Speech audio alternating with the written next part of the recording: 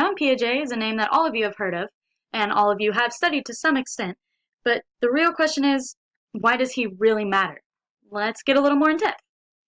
Jean Piaget was a Swiss psychologist born in 1896 and lived until about 1980.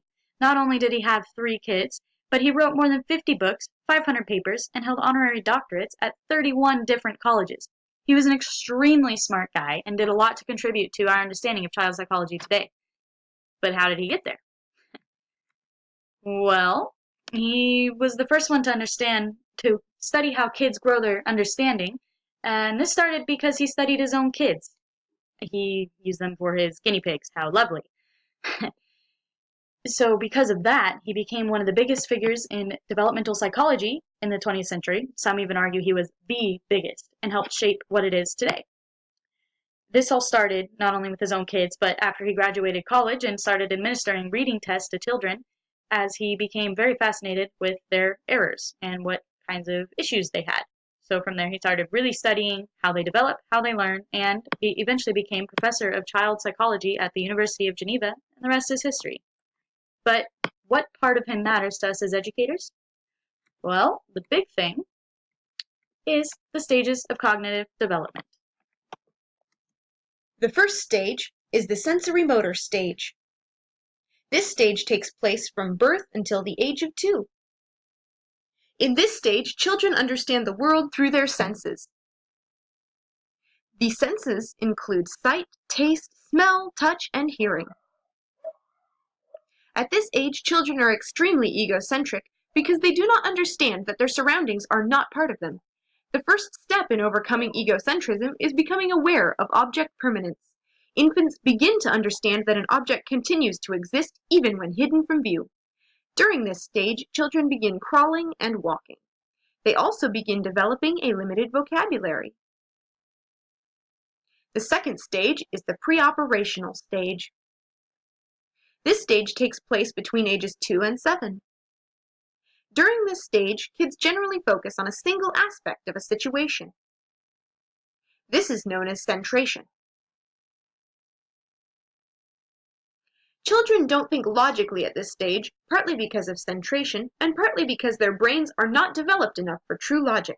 They use kid logic instead.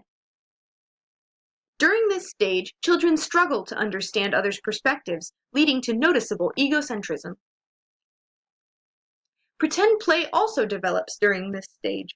However, much of this play is parallel play.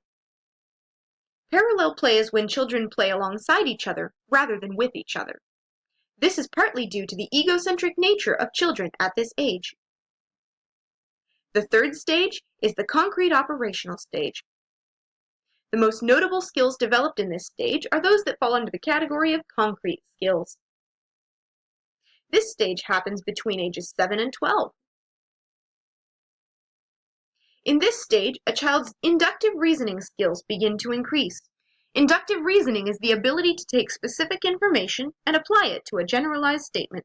For example, a child may reason that every time I eat peanuts, my throat swells up and I can't breathe. I must be allergic to peanuts. These skills in inductive reasoning manifest themselves in a number of ways. One that we may be familiar with is the skill of classification based on physical traits. For example, kids may be able to recognize what tools belong in a desk, or be able to arrange cars in order of size. However, some experts argue that the most important of these skills is the skill of reversibility. Reversibility is just what it sounds like, the ability for kids to reverse an event or put something back together after its state has been changed. For example, kids begin to reason that if water freezes into ice, it can melt back into water. Kids also become significantly less egocentric during this stage. They become more capable of perspective taking and are thus able to show more empathy toward their peers. The final stage is the formal operational stage. The formal operational stage begins around age 11 and continues through adulthood. Whereas concrete operations involve manipulating objects, formal operations involve manipulating ideas. Adolescents can think abstractly, manipulating ideas without dependence on visual aids. For example, Tom is taller than Amy, who is taller than Jake. Who is tallest? A child would need the picture in order to answer this question. You probably didn't because you are capable of abstract thought. Abstract thought is important for life skills such as planning and reasoning about moral and philosophical issues.